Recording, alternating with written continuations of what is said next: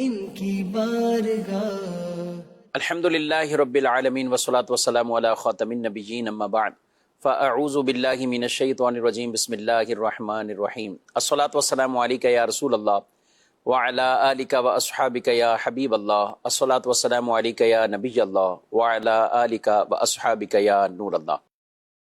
مدنی channel کے ناظرین، آپ پروگرام دیکھ رہے ہیں دارالفتہ اہل سنت اسپیشل بطور خاص جانوروں کی قربانی کے حوالے سے، اور جیسے ہی یہ ایام شروع ہوتے ہیں الحمدللہ لاکھوں لاکھ مسلمان جہاں حج بیت اللہ کی سعادت پانے کے لیے حرم کعبہ میں موجود ہیں، تو وہیں سنت ابراہیمی کی ادائیگی کے لیے لاکھوں لاکھ بلکہ کروڑوں کہیں کہ جانور وہ شہروں کی طرف آ جاتے ہیں، اور الحمدللہ مسلمان بڑے ہی ذوق کے ساتھ اور عقیدتوں کے ساتھ عید قرباں کے جانور خریدتے ہیں اور ان کو پالتے ہیں، اور پھر اپنے ان قیمتی جانوروں کو اللہ کے نام پر قربان بھی کرتے ہیں۔ یہ مبارک سنت ابراہیمی ہے جسے ہمارے پیارے نبی صلی اللہ علیہ وآلہ وسلم نے ثابت رکھا، باقی رکھا، اور اپنی امت کے لیے اجر و ثواب اس میں بیان فرمائے ہیں۔ انشاءاللہ العزیز اول تاخیر ہمارے ساتھ پروگرام میں شامل رہیں گے تو کئی ایسے دینی شرعی سوالات جوابات کی صورت میں علم سیکھنے کو ملے گا۔ آج ہمارے پروگرام میں دو مفتیان کرام شامل ہیں، مفتی محمد کفیل رضا تاری، ان کو بھی خوش آمدید کہتے ہیں، کیسے مزاج کرام؟ الحمدللہ۔ اور انہی کے ساتھ ہے مفتی محمد سعید اتاری صاحب، آپ کو بھی خوش آمدید کہتے ہیں ماشاءاللہ۔ ہم بڑھتے ہیں، ہم کچھ پہلے ویڈیو سوالات لیتے ہیں اور اس کے بعد مزید کچھ گفتگو کریں۔ میرا نام اصغر ہے۔ چھری پہ دم کر کے جانور ذبح کرنا کیسا ہے؟ چھری پہ دم کر کے جانور کو ذبح کرنا، یا اس کی کوئی حیثیت بھی ہے کیا؟ دم کرنے کی بھی کوئی حیثیت ہے کیا؟ بسم اللہ الرحمن الرحیم۔ دیکھیں، جانور ذبح کرنے کے لیے تو اللہ کا نام لینا یہ ضروری ہے۔ چھری پر دم کرنا یہ کوئی ضروری نہیں ہے۔ عام طور پر لوگ یہ کہ جو چھری جو ہے وہ لیتے ہیں اس کے اوپر جو ہے وہ اس وقت تکبیر پڑھ رہے ہوتے ہیں یا اللہ اکبر پڑھ رہے ہوتے ہیں، تو اسی کا جو ہے وہ پھونک بھی جو ہے وہ مار دیتے ہیں۔ اچھا، لیکن یہ کوئی ضروری چیز جو ہے وہ نہیں ہے۔ اگر کسی نے چھری پر کوئی بھی دم نہیں کیا یا تکبیر پڑھ کر اس کے اوپر پھونک نہیں ماری تو اس سے جانور کے حلال یا حرام ہونے کا کوئی تعلق نہیں۔ اصل یہ ہے کہ آپ ذبح کے وقت جو ہے وہ جانور کے اوپر تکبیر پڑھ کے یا اللہ کا نام لے کر اسے ذبح کریں گے تو وہ حلال ہوگا۔ صحیح صاحب، کیا یہ چھری پر دم کر دیں صرف اور اس کے بعد تکبیر کی حاجت ہوگی؟ اگر واقعی چھری پر تکبیر پڑھ کے کوئی دم کیا ہوا ہے، یا دم کرنا ہی مقصود ہے یا وہ تکبیر پڑھنا مقصود تھا، کیا کہیں گے؟ دیکھیں، شاید ایک مقصد یہ ہوتا ہوگا کہ جس چھری سے ذبح کرنا ہے ٹھیک، اس پر دم کر دیں، اسی سے ہی ذبح کریں۔ حالانکہ یہ جو تکبیر پڑھی جاتی ہے جانور پر پڑھی جاتی صحیح، ہے۔ جو ذبح اختیاری میں جو تکبیر ہوتی ہے یہ جانور کے لیے ہوتی ہے۔ صحیح، اگر مثال کے ہاتھ میں اللہ اکبر کہہ رہے تھے، ہاتھ میں چھری تھی، اس کو پھینک دی، دوسری چھری لے لی اور جانور کو ذبح کر لیا تو یہ جائز ہے۔ یعنی اس میں فرق نہیں ہے، اس میں فرق چھری نہیں، متعین نہیں ہے۔ چھری متعین نہیں ہے، جانور متعین ہے۔ صحیح، ہاں، جس جانور کے لیے جو ہے وہ تکبیر پڑی تھی تو اسی کو ہی اس کو ذبح کیا جائے گا۔ تو اس میں جو ہے اللہ اکبر کہتے ہوئے بسم اللہ یا اللہ اکبر یا جو بھی اس طرح کے الفاظ ہیں، اللہ کا نام لے کے اگر ذبح کرے گا اور شرعی طریقے سے ذبح کرے گا اور ذابح کے جو شرائط ہیں اس کے مطابق وہ ہوگا تو جانور ذبح ہو جائے گا۔ جانور ذبح ہو جائے گا۔ چھوٹا بچہ بھی ذبح کر سکتا ہے یا اس میں چھوٹا بالغ افراد کی ہی شرط ہے کوئی؟ بالغ ہونا شرط نہیں ہے ذابح کے لیے، ذبح کرنے والے کے لیے۔ نابالغ سمجھدار بچہ نابالغ سمجھدار، جو تکبیر کہنا جانتا ہو، سمجھتا ہو اور ذبح کرنا بھی جانتا ہو، تو سمجھدار ہے تو وہ بھی ذبح کر سکتا ہے۔ اتنی جان بھی ہو اس میں نا کہ جی، ذبح کرنا بھی جی، اسے آتا ہو، یا بچوں کو ایسے دینا چاہیے؟ مطلب آپ کا مشورہ کیا ہے اس میں؟ دیکھیں، اگر تو چھوٹے بچے ہیں جنہوں نے پہلے کبھی ذبح کیا ہی نہیں ہے تو ان کو تو بالکل نہ دیں۔ ٹھیک، یا پہلے سے ماہر، بعض جگہوں ہوتے ہیں کہ مرغی ذبح کر رہے ہوتے ہیں، چھوٹے جانور بچے بھی ذبح کر رہے ہوتے ہیں، تو وہ سمجھدار ہوتے ہیں۔ صحیح، ٹھیک ہے، اگر شرعی طور پہ بالغ نہ ہوئے لیکن سمجھدار ہیں، تکبیر کہنا جانتے ہیں اور ذبح کرنا جانتے ہیں، شرعی طریقے سے کرتے ہیں تو جائز ہے۔ جائز ہے ذبح۔ کفیل صاحب، یہ آج کل ایک عجیب کلچر نکلا ہے، یا اس کو کیا نام دیں گے، کہ کچھ خواتین کو بھی ذبح کرنے کا شوق ہے، اور جیسے کہ کئی لوگ سائلین بھی پوچھتے ہیں کہ وہ باقاعدہ عورتیں ذبح کر کے ان کی ویڈیوز نشر بھی ہوتی، سوشل میڈیا پہ آتی کہ عورت نے ذبح کیا، تو کیا اسلام اس چیز کی اجازت دیتا ہے کہ ایک عورت جانور کو ذبح کرے؟ دیکھیں، عورت اگر جانور ذبح کرتی ہے اور ذبح کرنا وہ جانتی ہے جی، تو اس کے ذبح کرنے سے جانور ذبح تو ہو جائے گا، اللہ کا نام لے کر اس نے ذبح کیا تو حلال بھی ہو جائے گا، ذبح ہو جائے گا، قربانی بھی ہو جائے گی۔ لیکن مقصد یہ ہے کہ یہ کام عورتوں کا نہیں، صحیح، کیونکہ عام طور پر عورتیں جو ہے وہ اس قدر جو ہے وہ طاقتور نہیں ہوتی کہ وہ درست طریقے سے جو ہے وہ ذبح کر سکیں، ٹھیک ہے، یا اس وقت جانور کے خون نکلتے وقت جو ہے وہ کیفیت میں جو ہے وہ گھبرا جائیں، جس کی وجہ سے کچھ رگیں کٹ جائیں، کچھ چھوٹ جائیں، یا جانور نے تھوڑا سا جھٹکا مارا جس کی وجہ سے اس نے وہیں بیچ میں چھوڑ دیا۔ تو یہی معاملہ بچوں کے ساتھ بھی ہوتا ہے کہ ایسے وقت میں کیا ہوگا، جانور کو تکلیف زیادہ ہوگی، صحیح، کیونکہ اب وہ آدھا کٹا جو ہے وہ پڑا ہوا ہے۔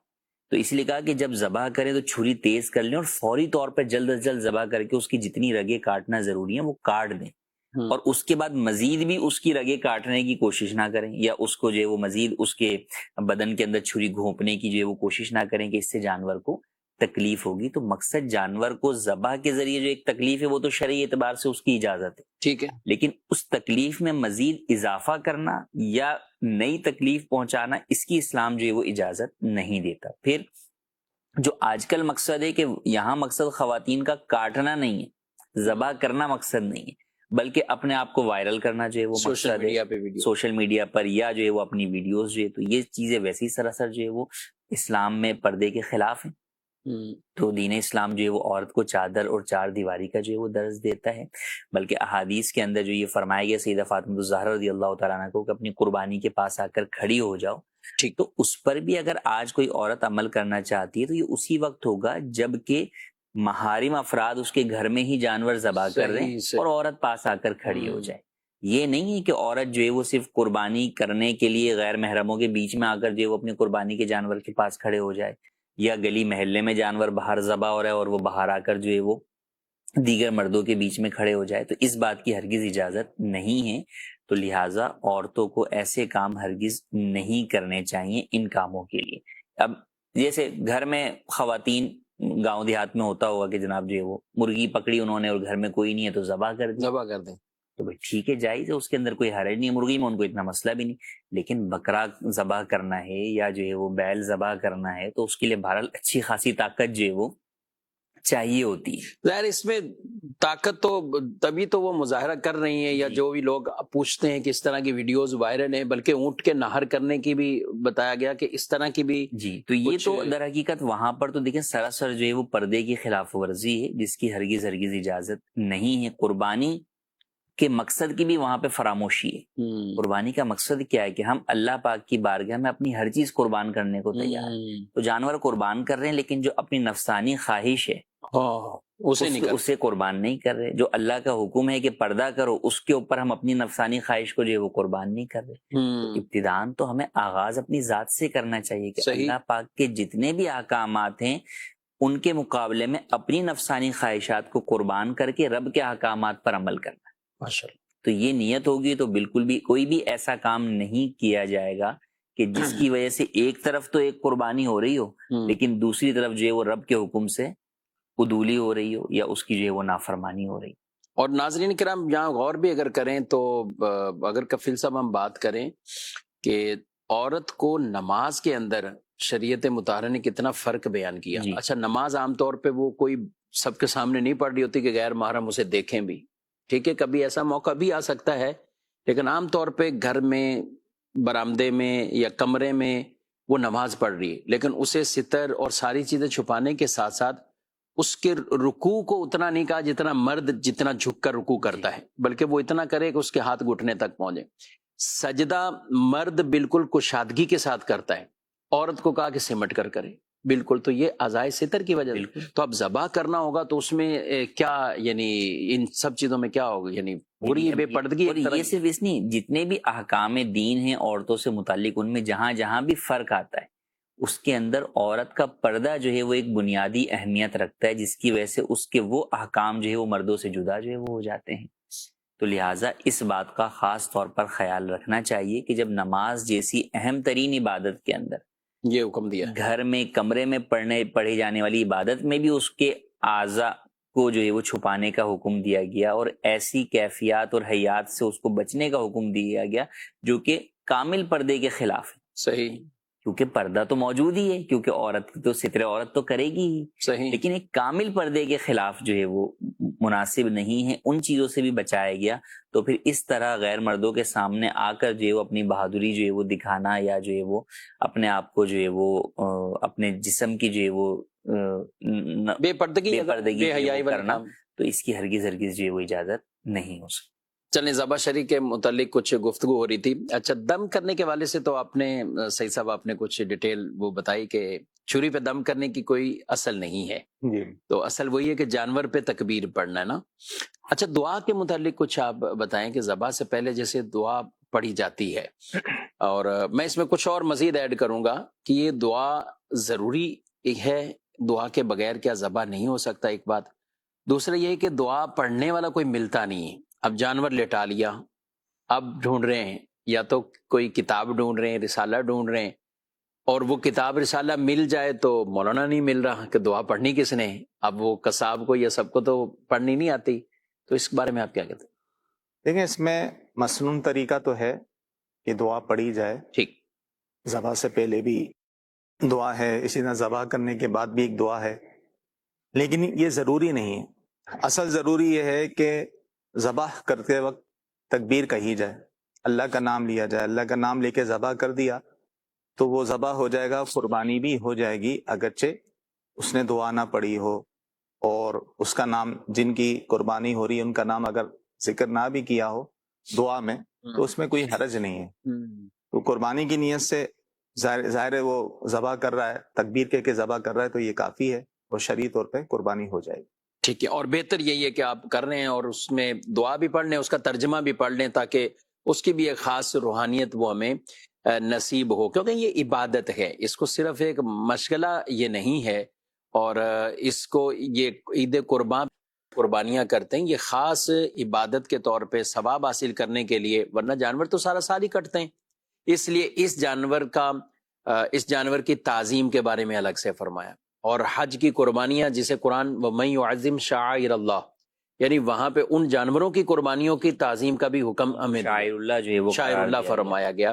تو اس لیے ان کے اوپر سواری کرنے سے ممانعت کی گئی ہے۔ ان کے اگر کسی جانور کا دودھ آتا ہے تو دودھ کا نفع اٹھانا یہ ہمارے لیے یہ جائز نہیں ہے، اس کی اجازت نہیں ہے۔ دودھ آئے بھی تو بالآخر یہی حکم ہوگا کہ اس کے صدقہ کیا جائے، خود اس طرح کے نفع اور فائدے اس سے نہ اٹھائے جائیں۔ تو یہ عام جانور نہیں ہیں، یہ ثواب کے لیے عبادت کے طور پہ ہم لیتے ہیں، تو لہذا حتی الامکان اپنی توجہ اصل مقصود کی طرف وہ کرتے رہنا چاہیے۔ مزید آپ کے سوال؟ تو میرا مفتی صاحب سے یہ سوال ہے کہ جب جانور خریدا گیا تو وہ ٹھیک تھا، گھر پہ لائے تو اس کو بخار ہو گیا، تو اب اس کی قربانی ہو جائے گی؟ پلیز جواب ارشاد فرما دیں۔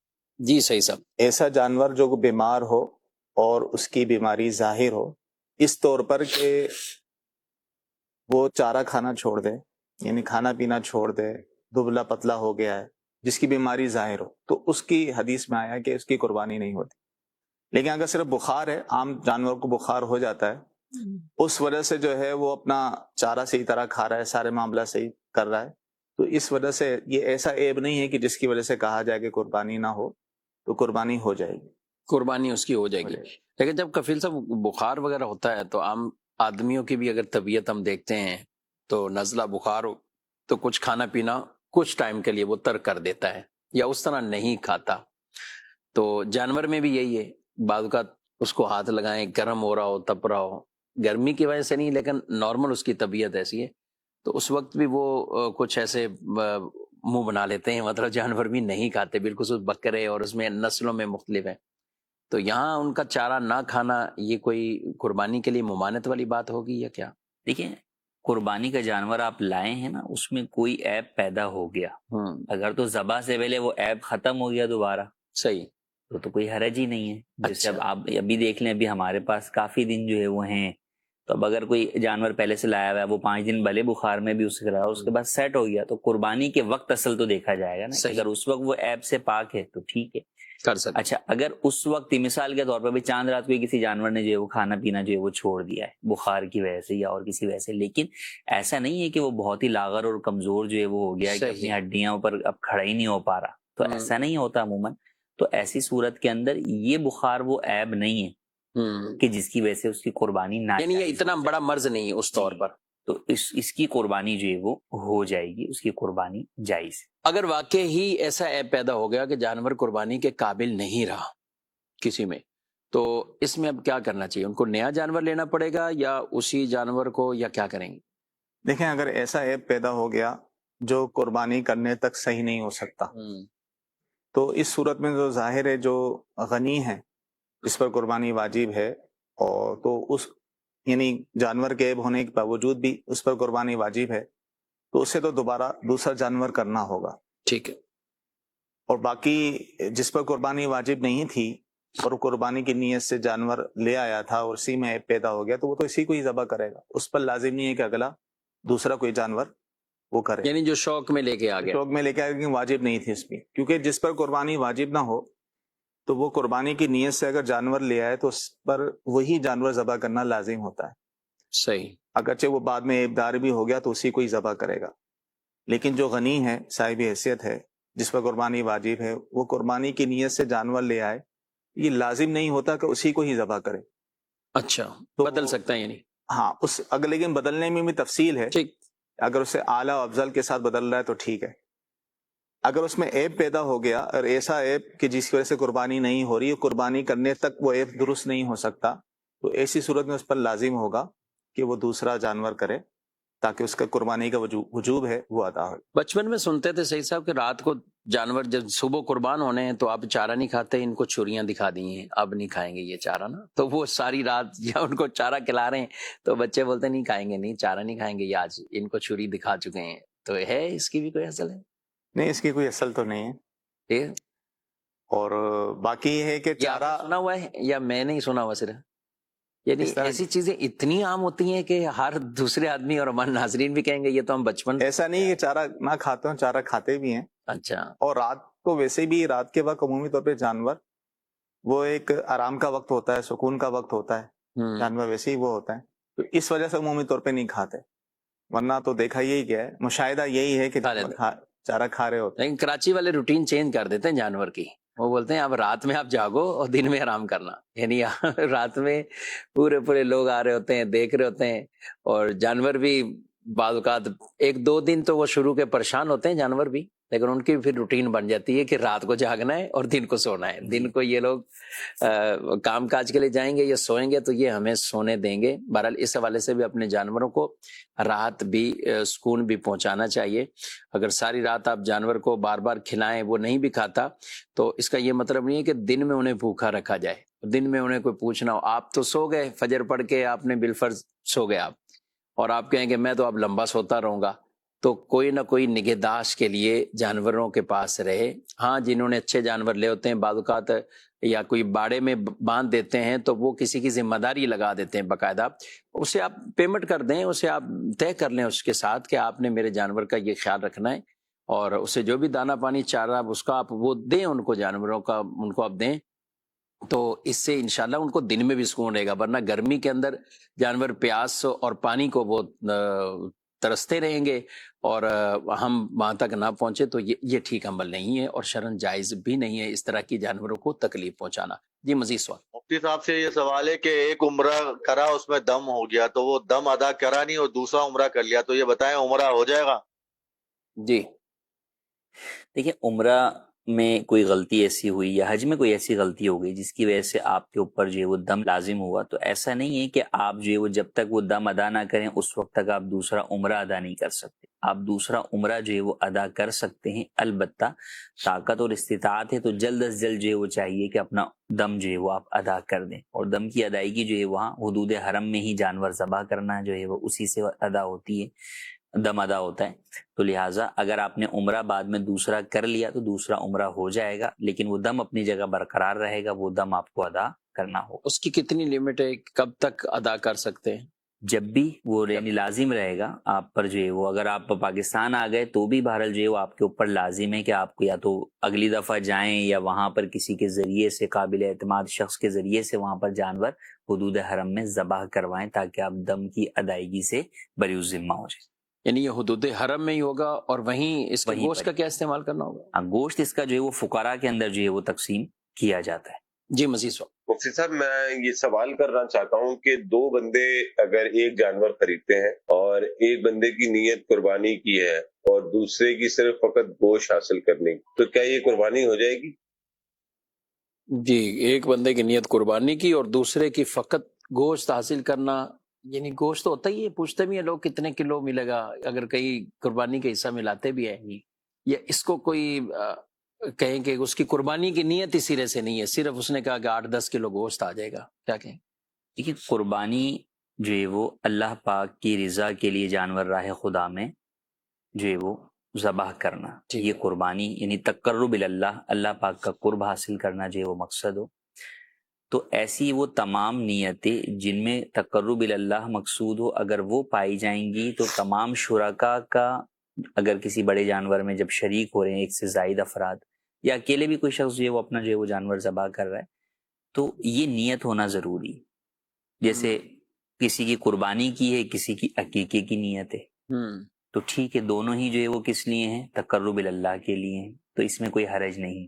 لیکن اگر کسی کی واقعی یہ نیت نہ، اس کو یہی ہو کہ یار مجھے تو جو ہے وہ گوشت ہی جو ہے وہ چاہیے، ٹھیک ہے، اب عید کے چوتھے دن جو ہے وہ میرے بیٹے کی جو ہے وہ بارات ہے، تو اس کے اندر گوشت تو اس وقت ملے گا نہیں ہیں، اور اتنا جو ہے وہ میں الگ سے جانور بھی نہیں خرید سکتا، تو چلو یہاں حصہ ڈال لیتا ہوں، یہاں سے جو ملے گا گوشت تو اس کو میں یوں کر لوں گا۔ عام طور پر ایسا ہوتا نہیں ہے، لیکن بالفرض پر ہم بات کر رہے ہیں کہ اگر کسی نے ایسی ہی نیت کی تو ایسی صورت کے اندر اس پورے جانور کی ہی قربانی جائز نہیں رہے گی، یعنی جو قربانی کی نیت سے بھی جس نے حصہ ملایا اس کا بھی جو ہے وہ حصہ قربانی کے طور پہ ادا نہیں ہوگا، بلکہ وہ سب کا سب جو ہے وہ گوشت ہو گیا، قربانی ادا نہیں ہوگی۔ تو کسی بھی ایک شریک کی نیت اگر گوشت والی ہوگی یا تقرب اللہ کی نہیں ہوگی تو سارا کا سارا جانور جو ہے وہ قربانی سے تو فارغ ہو جائے گا، کسی کی بھی قربانی ادا نہیں ہوگی۔ تو اس لیے یہ ضروری ہے کہ سب افراد جو ہے وہ اس میں نیت جو ہے وہ قربانی کی کریں یا عقیقے کی نیت کریں، یعنی کوئی نہ کوئی جو ہے وہ تقرب اللہ کی یا صدقے کی نیت جو ہے وہ کوئی کرتا ہے، اللہ کیا نیت ہوتا ہے؟ اللہ پاک کا قرب حاصل کرنے کے لیے میں یہ کام کر رہا ہوں، رضا الہی کے لیے میں یہ کام جو ہے وہ کر رہا ہوں، ثواب کے لیے۔ تو اب اس میں صدقے کی نیت بھی ہو سکتی ہے، کوئی کہے کہ بھائی میں صدقہ کے لیے جو ہے وہ ایک حصہ جو ہے وہ لینا چاہ رہا ہوں، تو ٹھیک ہے، اس صورت کے اندر بھی قربانی ہو جائے۔ ٹھیک ہے، یعنی کوئی نہ کوئی اس میں نیت ہونا یہ ضروری۔ اچھا، آپ نے شادی کی مثال دی، اب ہے نیت یہی کہ شادی میں استعمال ہو جائے گا، لیکن حصے اس نے تقسیم کر دیے کہ اس میں 3 حصے لے رہا ہوں یا اس کے 7 حصے ہی ہیں، تو یہ میرا ہے، یہ بیٹے کا، بیوی کا، بہو کا، بچوں کا، لیکن نیت اندر اس کی یہی ہے، ظاہر گوشت کی نیت ہوتی ہے، گوشت ملے گا اور اس کو ہم تقسیم کریں گے، یہ کریں گے یا شادی میں استعمال کر لیں، تو اس میں فرق پڑے؟ دیکھیں، ایک یہ ہے کہ مقصد یہاں پر اس کی ابتداءً نیت ہے قربانی، قربانی کے بعد جو گوشت حاصل ہوگا اس کا استعمال میں اس کام میں کروں، یعنی وہ مصرف اس کے ذہن میں ہے کہ میں نے استعمال، بات کی بات ہے۔ ٹھیک ہے، ابتداءً نیت یہی ہے کہ بھائی ٹھیک ہے، ہم یہ 3 حصے لے رہے ہیں اور ہم 3 افراد کی قربانی کے لیے لے رہے ہیں، صحیح۔ تو جب قربانی کی نیت ہے تو قربانی ادا ہو جائے گی۔ اب قربانی ادا ہونے کے بعد جو گوشت آیا ہے اس کے اندر اسے اختیار ہے، مستحب تو یہ ہے کہ اس کے 3 حصے کرے، ایک اپنے لیے، ایک رشتہ داروں کے لیے اور ایک فقراء کے لیے، لیکن اگر کوئی سارا ہی اپنے لیے رکھ لیتا ہے یا سارا ہی جو ہے وہ اہل خانہ کی یا خاندان والوں کی دعوت میں کھلانے کے لیے رکھ لیتا ہے، وہ چاہے شادی کی دعوت ہو، چاہے عقیقے کی دعوت ہو یا کسی بھی چیز کی دعوت ہو، تو اس کے اندر جو ہے وہ حرج نہیں ہے، اس سے قربانی پر کوئی فرق نہیں پڑے گا کہ قربانی اصل جو ہے وہ قربانی کی نیت سے ہی کی گئی۔ ٹھیک ہے، صحیح صاحب۔ کل ایک جگہ بیان کرنے گیا تو وہاں کسی نے سوال کیا کہ ہم مختلف حصے ڈالتے ہیں، نبی پاک صلی اللہ علیہ وسلم کا حصہ فلان، تو اور کچھ لوگ کہتے ہیں کہ اللہ نام کا بھی حصہ ہونا چاہیے، تو یہ کیا ہے؟ دیکھیں، سارے حصے تو اللہ کے نام کے ہی ہوتے ہیں، پورا جانور ہی اللہ نام کا ہے؟ اللہ کے نام کا تو ذبح کرتے وقت جو ہے وہ اللہ کا ہی نام لیا جاتا ہے، تو ایسا کوئی کوئی ضروری نہیں ہے، یعنی اللہ نام کا حصہ ڈالنے کا مقصد صدقہ کرنا ہی ہوگا، ٹھیک ہے بھائی، صدقہ و خیرات کرنے کے لیے، تو اس میں تو کوئی حرج نہیں ہے، ایک حصہ اس کا رکھ دیں۔ ہاں، باقی تو اللہ تعالیٰ کو تو ایسال ثواب نہیں کیا جا سکتا، یعنی یہ تو نہیں اللہ کی طرف سے قربانی کر رہے ہیں. ہاں بھئی قربانی کا مقصد ہم یہ ہے کہ نبی پاک صلی اللہ علیہ وسلم کے نام کی قربانی یا صحابہ اہل بیت اولیاء کرام کے نام سے، تو ہماری نیت یہ ہوتی ہے کہ اللہ پاک انہیں یہ ثواب دے، جی بالکل. ہماری طرف سے یہ ثواب انہیں پہنچے، ہماری طرف سے انہیں. اب رب ہی ثواب دینے والا، تو اللہ کے طرف سے گویا کہ حصہ، یہ کوئی تصور غلط ہے بالکل. یہ اگر نیت یہ ہے، ٹھیک ہے، ویسے اللہ کے نام کا بھی مطلقاً اگر وہ کرتا ہے تو اس میں کوئی حرج نہیں ہے، صحیح لیکن نیت یہ نہیں ہونی چاہیے کہ بھئی اس کا ثواب میں اللہ تعالیٰ کو صحیح. چاہ رہا ہوں، تو یہ اس کی حاجت نہیں. ٹھیک ہے. قربان صدقے کیا وہ ہے کانسیپٹ، اگر ہو اللہ نام کا حصہ، جیسے عام طور پہ کھانے میں ہوتا ہے نا، اللہ نام کا کھانا نکال دو، ٹھیک ہے، مطلب یہ کہ بھئی اللہ یہ کے غربا میں دے دو، صحیح. ٹھیک ہے، غربا میں تقسیم ہوگا. تو اس طور پر اگر کوئی حصہ یعنی رکھنا ضروری نہیں ہے، ضروری تو خیر کسی اور کے نام کا بھی حصہ رکھنا ضروری نہیں ہے، صحیح. وہ تو آپ کی اپنی محبت ہے کہ آپ جو ہے وہ نبی کریم صلی اللہ علیہ وسلم کے لیے جو ہے وہ حصہ رکھ لیں، یا غوث پاک کے لیے رکھ لیں، یا اپنے والدین کے لیے رکھ لیں، جن کے لیے رکھنا چاہیں. اصل تو قربانی آپ پر اپنی واجب ہے. لیکن اگر آپ رکھ رہے ہیں تو اس میں اگر آپ کوئی کہے کہ بھئی میں صدقے کے بھی ایک حصہ رکھنا چاہتا ہوں، اللہ نام کا حصہ، کہ بھئی وہ گوشت میں سارا کا سارا صدقہ کر دوں گا، صحیح. تو ٹھیک ہے، یہ بھی جو ہے وہ تقرب اللہ ہی ہے، اللہ کی رضا کے لیے جو ہے وہ آپ جو ہے وہ حصہ ڈال رہے ہیں، تو اس میں کوئی حرج نہیں ہے. لیکن اگر کوئی یہ حصہ نہیں بھی ڈالتا تو بھی حرج نہیں. ٹھیک ہے، ماشاءاللہ. ناظرین کرام، آپ پروگرام بھی ملاحظہ کر رہے ہیں، دینی شرعی مسائل بھی سیکھ رہے ہیں.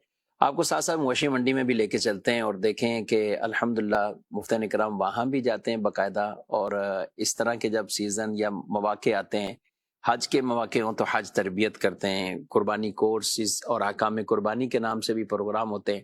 تو پھر وہیں لوگوں کی رہنمائی کے لیے مویشی منڈی کا بھی رخ کیا جاتا ہے، اور آپ یہ مناظر اور کچھ مسائل آپ کو مویشی منڈی سے ہم پیش کرتے ہیں. آپ ذرا یہ ویڈیو دیکھیں. ماشاءاللہ بڑے ہی قیمتی اور بڑے ہی خوبصورت جانور آپ کے پاس موجود ہیں. بتائیں گے کہ اس جانور کی ایج کتنی ہے؟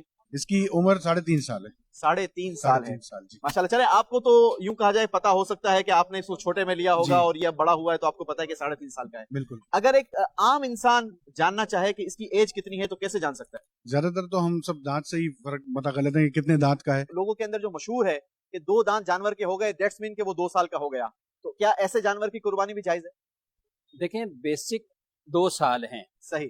اب اگر یہ کہہ رہے ہیں کہ ہمارے یہاں کوئی جانور 20 مہینے میں بھی 2 سال کا ہو جاتا ہے، اس کی قربانی ٹھیک نہیں ہوگی، جائز نہیں ہوگی، کیونکہ 2 سال اس کی عمر پورا. دانت بیسک شرط نہیں ہے. صحیح. دانت کا معاملہ یہ ہے کہ یہ صرف پہچان کے لیے.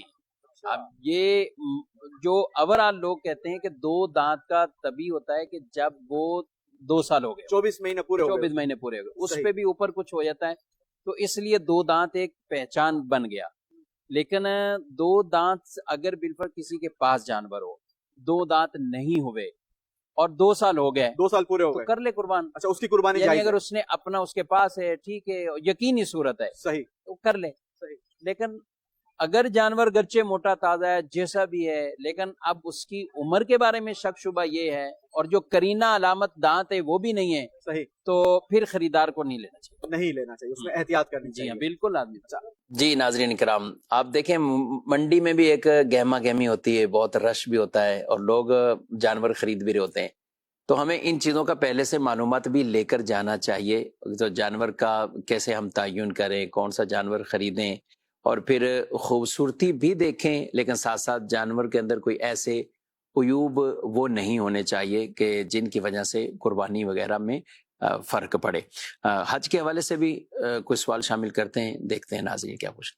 حضور مجھے پوچھنا یہ تھا کہ گھر خریدنے کے لیے میرے پاس رقم رکھی ہوئی ہے، تو کیا اس رقم پر حج فرض ہو جائے گا یا نہیں؟ کہنا وہ فرماتے ہیں. اور مفتی صاحب سے میرا یہ سوال ہے، مفتی صاحب جو جانور خرید رہے تھے منڈی میں چیک کیا تو اس کی نظر وغیرہ ٹھیک تھی، لیکن جب اس کو گھر لے کر آئے تو اس کی نظر خراب تھی، یعنی بینائی کمزور تھی اس کی، تو یہ بتائیں کہ ایسی صورت میں کیا قربانی ہو جائے گی؟ جی، گھر کی خریدنے کے لیے رقم بعض اوقات لوگ جمع کر رہے ہوتے ہیں جی، اور اب وہ 20 لاکھ ہو گئے، 25 لاکھ، بعض کے 15 لاکھ، لیکن یہی ہوتا ہے کہ گھر مل نہیں رہا اتنے میں، گھر تو زیادہ میں ملے گا، تو حج فرض ہو جائے گا کیا اس اماؤنٹ کی وجہ سے؟ جی ہاں، اگر تو اتنی اماؤنٹ ان کے پاس جمع ہو گئی ہے جس سے وہ بآسانی حج کر سکتے ہیں تو ان پر حج فرض ہوگا. دیکھیں اگرچہ گھر ایک حاجت ہے، ضرورت ہے، لیکن جب تک لیں گے نہیں، یہ جمع کرتے رہیں گے تو جتنے بھی احکام آتے ہیں، زکوٰۃ بھی اس رقم پہ لازم ہوتی رہے گی، قربانی کے دن میں قربانی بھی لازم ہوگی، اسی طرح حج کے ایام آ گئے تو حج بھی اس رقم سے کرنا ضروری ہوگا، جبکہ اتنی رقم ہو جس سے وہ اپنا تمام اخراجات حج کے کر سکتے ہو. جی کفیل صاحب، جانور لائے تھے لیکن وہاں تو نظر صحیح آ رہا تھا. اب یہ وہاں بھی انہوں نے کیسے دیکھا یہ نہیں پتا کہ ان کو وہاں صحیح نظر آ رہا تھا. نہیں، گھر سے آگے پتا چلا جانور صحیح نظر آ رہا تھا یا جانور کو صحیح نظر آ رہا. ہاں یہ بھی ہے نا، ان کو جانور نظر آیا تو جانور کے بعض اوقات آنکھیں تو ظاہر کھول کے وہ دیکھ رہے ہیں. اور اچھا منڈی میں بھی بڑے چلاک لوگ ہوتے ہیں، وہ کہتے ہیں یار ابھی سو رہا ہے جانور، اس طرح کے نا ابھی رات کا ٹائم ہے. اچھا جاتے بھی لوگ رات میں. اب 2-3 دن پہلے ایک ویڈیو دیکھی اور بڑی عجیب ویڈیو ہے، اور بلکہ ہم ناظرین آپ کو دکھاتے ہیں ذرا، یہ ویڈیو دیکھیں ذرا. یہ منڈی کے مناظر آپ کو دکھا رہے ہیں، مویشی منڈی میں باقاعدہ کہ یہ ویڈیو آپ دیکھیں کہ مویشی منڈی میں لوگ دانتوں کے سٹا لگائے ہوئے ہیں کہ آپ کو کون سے جانور کو کون سا دانت لگوانا ہے. کراچی کے لوگ تو دن بھر کفیل صاحب منڈی میں تو نہیں ہوتے نا، گرمی ہے سب چیزیں، یہ جاتے ہیں رات میں. تو یہ جانوروں کی جو ڈنٹنگ پینٹنگ کہیں وہ دن میں یہ منڈی کے اندر ہو رہی ہوتی. اب یہ اندازہ کر لیں کہ منڈی میں یہ سٹال لگا ہوا ہے اور اس میں دانت رکھے ہوئے سارے، آپ کو کس طرح کے دانت میچ کروانے ہیں اور کون کون سا آپ کو دانت لگانا ہے. اللہ اکبر. یہاں یہ دیکھیں کہ مسلمان جو ہے وہ ایک اپنے دینی ایک عبادت کی ادائیگی کے لیے جو وہ جا رہے ہیں، لیکن جو دھوکہ دینے والے مسلمان ہیں یا لوگ ہیں وہ کس طرح ان کی عبادت کے اندر بھی جو ہے وہ انہیں دھوکہ دے رہے. تو اس لیے یہاں پر جو خریدار ہیں انہیں بھی محتاط ہونا چاہیے.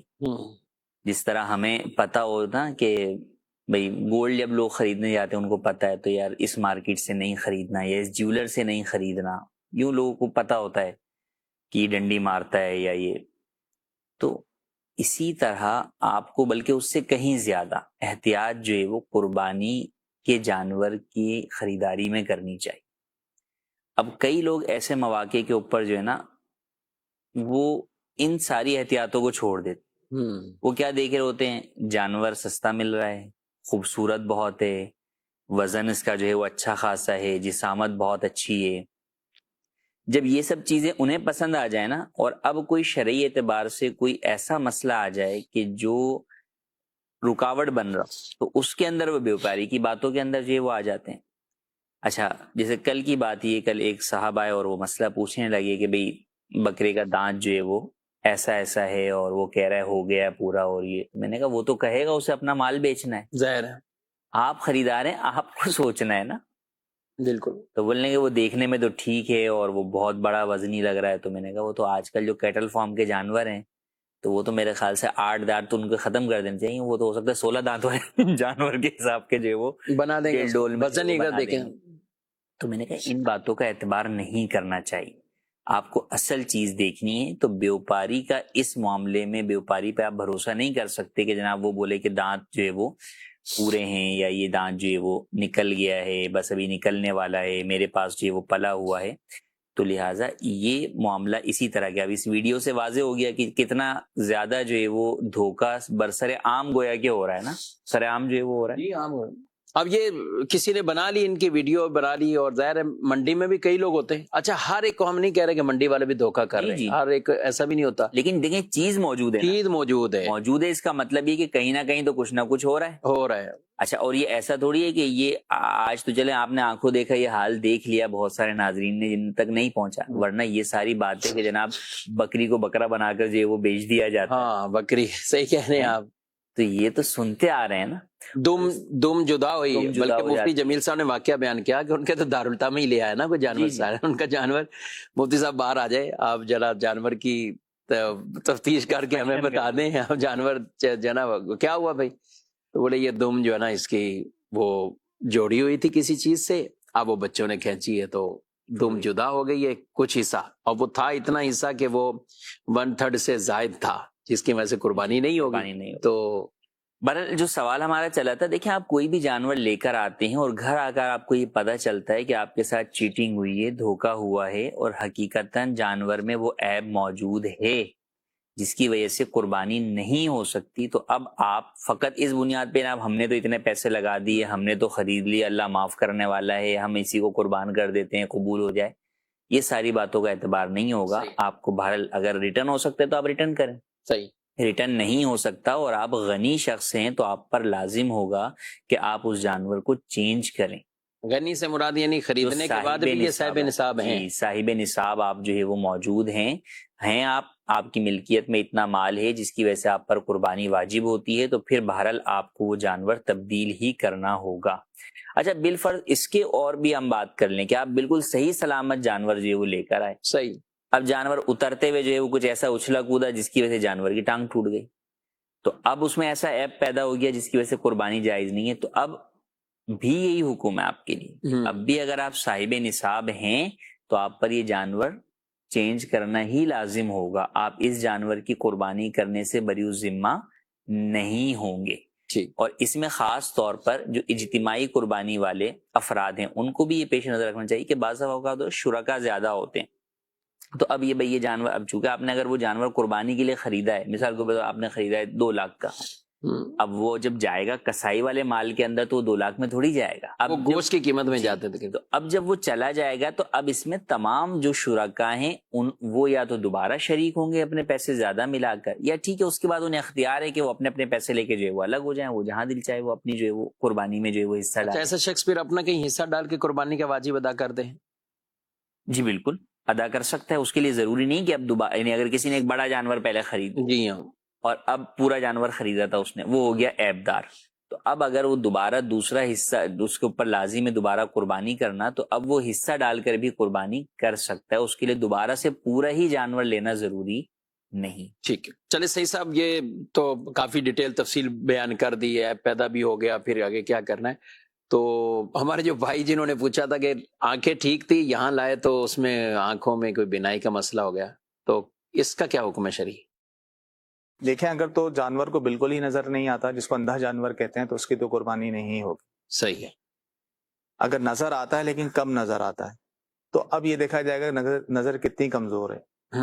اس میں بھی یہ ہے کہ 1/3 سے زیادہ اگر نظر اس کی 1/3 سے زیادہ نظر کمزور ہے تو اس صورت میں جو ہے تو اس کی قربانی نہیں ہوگی. اب اس کی پہچان یا تو پھر دوسرے جانوروں کو دیکھ کر ہو، یا جانور کی ایک آنکھ تو صحیح ہے اور دوسری آنکھ خراب ہے. خراب سے مراد نظر کم آتا ہے. ویسے کانا جانور بھی اس کی قربانی نہیں ہوتی نا، یعنی ایک آنکھ صحیح ہو، ایک آنکھ سے بالکل بھی نظر نہ آتا ہو، کانا ہو، اس کی بھی قربانی نہیں ہوتی. لیکن ایک آنکھ کی بینائی اس کی صحیح ہے اور دوسری آنکھ کی کمزور ہے، تو اس کو بھی دیکھا جائے گا. اس کا فقہ کرام نے ایک طریقہ بیان کیا ہے، وہ یہ کیا ہے کہ جانور کو بھوکا رکھا جائے. صحیح، ٹھیک ہے. پھر جانور کی جو خراب آنکھ ہو اس پر کوئی پٹی وغیرہ کوئی کپڑا رکھ دیا جائے، اور جو صحیح آنکھ ہے جس میں صحیح نظر آتا ہے تو اس کو کھلا چھوڑا جائے. تو چارہ جو ہے تھوڑا دور رکھا جائے. صحیح. آہستہ آہستہ چارے کو قریب لاتے رہیں، جہاں سے دیکھنا شروع کرے، کیونکہ بھوکا ہوگا چارے کو دیکھے گا تو اس طرف جائے گا. صحیح. تو وہاں سے وہاں نشان لگا دے.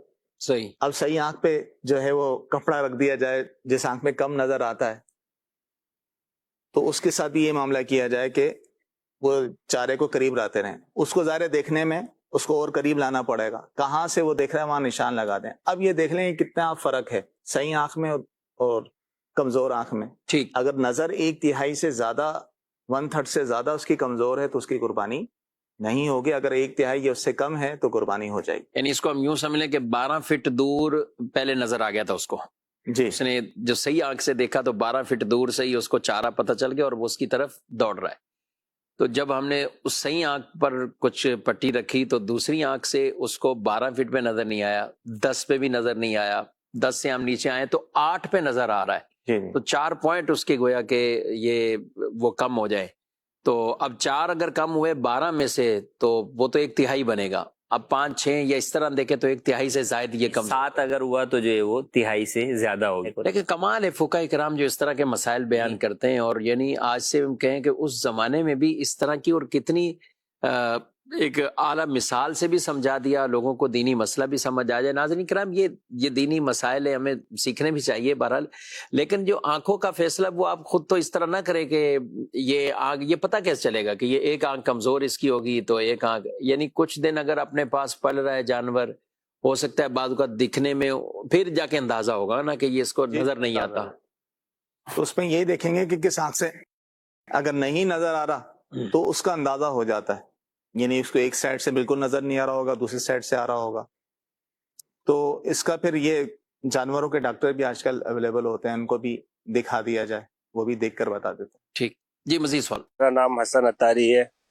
میرا سوال یہ ہے کہ قربانی کرنے والا شخص بھولے سے ناخن کاٹ لے تو اس کا کیا حکم ہے؟ قربانی کرنے والا شخص، اچھا شاید یہ اس مسئلے کے طور پر کہ یہ ان 10 دنوں میں ناخن کاٹنے نہیں کاٹنے، بھولے سے کاٹ لے تو کیا حکم؟ ذوالحجہ کے 10 دنوں میں جو شخص قربانی کرنا چاہتا ہے اسے چاہیے کہ وہ اپنے بال اور ناخن وغیرہ چاند دکھنے کے سے پہلے کاٹ لے، اس کے بعد یعنی نہ کاٹے، قربانی ہونے تک نہ کاٹے، تو اس کے لیے اجر و ثواب ہے۔ لیکن ایسا نہیں ہے کہ اگر وہ جان بوجھ کر کاٹ لیتا ہے یا بھولے سے کاٹ لیتا ہے تو قربانی پر کوئی فرق واقع نہیں ہوگا۔ ایسا نہیں کہ اس کی قربانی جو ہے وہ نہیں ہوگی یا قربانی کا ثواب کم ہو جائے گا، ایسا نہیں ہے۔ تو اگر کسی نے بھولے سے کیا یا کسی نے جان بوجھ کر بھی جو ہے وہ کاٹ لیے تو بھی قربانی میں اس کے کوئی حرج نہیں ہے، قربانی اس کی ادا ہو جائے گی۔ بھولے سے کاٹ لیا ہے تو اب یہ کہ جو اس کی فضیلت ہے وہ فضیلت کا حقدار نہیں ہوگا، لیکن جو ہے وہ قربانی بہرحال ہو جائے گی۔ جو قربانی کا ارادہ جس کا نہیں ہے یا جو قربانی جس پہ لازم ہی نہیں ہے صحیح صاحب، تو کیا وہ بھی اس پہ عمل کر سکتا ہے؟ جو قربانی نہیں بھی کر رہا وہ بھی اگر جو ہے یکم ذی الحجہ سے لے کر جو ہے وہ 10 ذی الحجہ تک اگر وہ ناخن نہیں کاٹتا تو اس صورت میں اسے بھی ثواب ملے گا۔ لیکن یہ حکم جو ہے نا حدیث میں جو ممانت ہے یہ ایسا نہیں ہے کہ واجب ہو۔ بعض لوگ جو ہے اس پہ اتنی سختی سے عمل کرتے ہیں، اور جو اگر کوئی بال کاٹ بھی رہا ہوتا ہے یا ناخن کاٹ رہا ہوتا ہے اس کو کہہ رہے ہوتے ہیں کہ بھائی تم کیا کر رہے ہو، گویا کہ یہ سمجھ رہے ہوتے ہیں کہ گناہ گار ہو رہے ہیں، حالانکہ گناہ نہیں، افضل ہے، مستحب ہے کہ ناخن نہ کاٹے جائیں۔ لیکن اگر کوئی ناخن کاٹ لیتا ہے تو غیر ضروری بال بھی کاٹ لیتا ہے تو گناہ گار نہیں ہوگا۔ تو خیر اگر جو قربانی نہیں بھی کر رہا وہ بھی اس پر عمل کرے، یعنی ناخن وغیرہ نہ کاٹے، تو اسے بھی ثواب ملے گا۔ لیکن یہ ضروری ہے، دیکھیں یہ ناخن غیر ضروری بال کاٹنے کی جو مدت ہے نا، اس کی جو مدت زیادہ سے زیادہ بیان ہوئی ہے وہ ہے 40 دن۔ 40 دن ہو گئے تو اب تو کاٹنا واجب ہو جاتا ہے۔ اب مثال کے طور پہ عید کا چاند نظر آنے سے پہلے اس کو 30 دن ہو گئے تھے، اس نے ناخن نہیں کاٹے، منہ زیر ناف وغیرہ نہیں کاٹے، تو اب اگر وہ قربانی تک کا انتظار کرتا ہے تو 40 دن سے زیادہ ہو جائیں گے، تو اب اس پر یہ لازم ہوگا، وہ اس مستحب پہ عمل نہیں کرے گا بلکہ واجب ہوگا کہ وہ ناخن وغیرہ کاٹے تاکہ گناہ گار وہ نہ ہو۔ لیکن اگر اتنی تاخیر نہیں ہوئی طور پہ لوگ ہفتہ 10 دن 15 دن میں صفائی کرتے ہیں، ناخن وغیرہ کاٹتے ہیں، تو اگر اتنی تاخیر نہیں ہوگی تو پھر بہتر یہی ہے کہ اس پر عمل کرے جو حدیث۔ اچھا یہ عورتوں کے لیے بھی یہی؟ عورتوں کے لیے یہی ہے کہ جو قربانی کر رہی ہیں تو ناخن وغیرہ نہ کاٹے۔ ٹھیک، مزید آپ کے سوال۔ مفتی صاحب سے میرا سوال یہ ہے کہ جو قربانی کے دنوں مسافر ہو جاتے ہیں تو کیا ان پر بھی قربانی کرنا لازم ہے؟ قربانی کے وجوب کے لیے مسافر نہ ہونا جو ہے وہ ضروری ہے، کہ مقیم شخص کے اوپر قربانی واجب ہوتی ہے جو صاحب نصاب ہو۔ اگر کوئی صاحب نصاب شخص ہے لیکن ایام قربانی میں وہ مسافر ہے تو اس پر قربانی واجب نہیں ہوتی۔ صحیح۔ اچھا، ایام قربانی سے مراد ہے کہ پورے ٹائم کے اندر، یعنی 10 ذوالحجہ کی جو ہے وہ صبح سے لے کر وہ 12 ذوالحجہ کے غروب آفتاب تک مسافر ہے۔ اگر ایسا ہے کہ کوئی شخص جو ہے وہ شروع کے اندر جو ہے وہ مسافر ہے اور آخر وقت کے اندر وہ مقیم ہو گیا تو اس کے اوپر بہرحال قربانی واجب ہوگی۔ تو یہ مسئلہ عام طور پر بلکہ کئی دفعہ جو ہے وہ حاجیوں کو درپیش آ جاتا ہے کہ حجاج کرام میں بعض افراد جو کہ صاحب نصاب ہوتے ہیں، ایک تو وہ حاجی ہیں جو کہ تمتع یا حج قران کر رہے ہیں جن پر حج کی قربانی واجب ہے، اس کا تعلق سالانہ قربانی سے نہیں، لیکن وہ صاحب نصاب ہوتے ہیں اور وہ 12 ذوالحجہ کو کنکریاں مارنے کے بعد جو ہے وہ مکے شریف جو ہے وہ اپنے ہوٹل میں جو ہے وہ غروب آفتاب سے پہلے آ جاتے ہیں، اور ان کا اس کے بعد قیام مکے کے اندر جو ہے وہ اتنا ہوتا ہے 15 دن یا اس سے زیادہ رہنے کا ان کا وہاں پر قیام ہوتا ہے مکے میں، تو یوں وہ مقیم ہو جاتے ہیں تو ان پر قربانی واجب ہو جاتی ہے، یہ سالانہ قربانی۔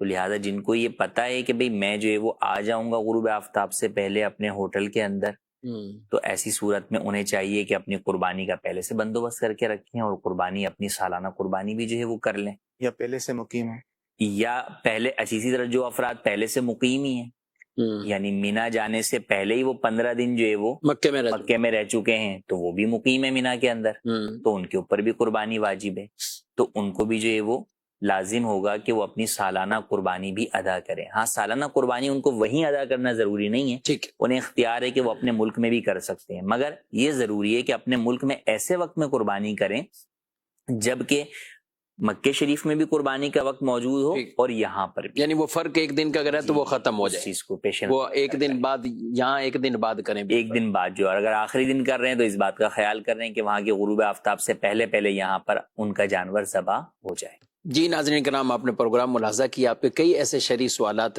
وہ ہوتے ہیں اور بالخصوص حجاج کرام کو بھی کئی درپیش ہوتے ہیں، تو دارالتعلیم سنت کی حج سروس، یہ نمبر آپ اسکرین پر ملاحظہ فرما رہے ہیں، تو اس نمبر کو نوٹ کر لیے، بلکہ اپنے ان حاجی بھائیوں تک یہ نمبر پہنچا دے جو ان دنوں میں وہاں پر موجود ہیں، تو حج سے متعلق جو شرعی مسائل ہیں تو یہاں واٹس اپ کریں تو انشاءاللہ ان کو جوابات بھی مل جائیں گے، اور آپ دارالفتہ اہل سنت کے جو نارمل عام نمبر ہیں یہ آپ ملاحظہ کر رہے ہیں، تو اس پر اگر براہ راست بات کرنا چاہیں، فون پر گفتگو کرنا چاہیں، اپنے مسائل پوچھنا چاہیں تو ان اوقات کے اندر اس ٹائمنگ میں آپ یہ شرعی مسائل بھی پوچھ سکتے ہیں۔ اللہ پاک ہم سب کو خوش دلی کے ساتھ قربانیاں کرنے کی توفیق عطا فرمائے، آمین بجاہ النبی الامین صلی اللہ علیہ وآلہ وسلم۔ ہادی و رہنما ہمارے علماء، ہو کبھی درپیش جو کوئی مسئلہ، پوچھ لیں حاضر ہوں ہم ان کی بارگاہ۔ لبیک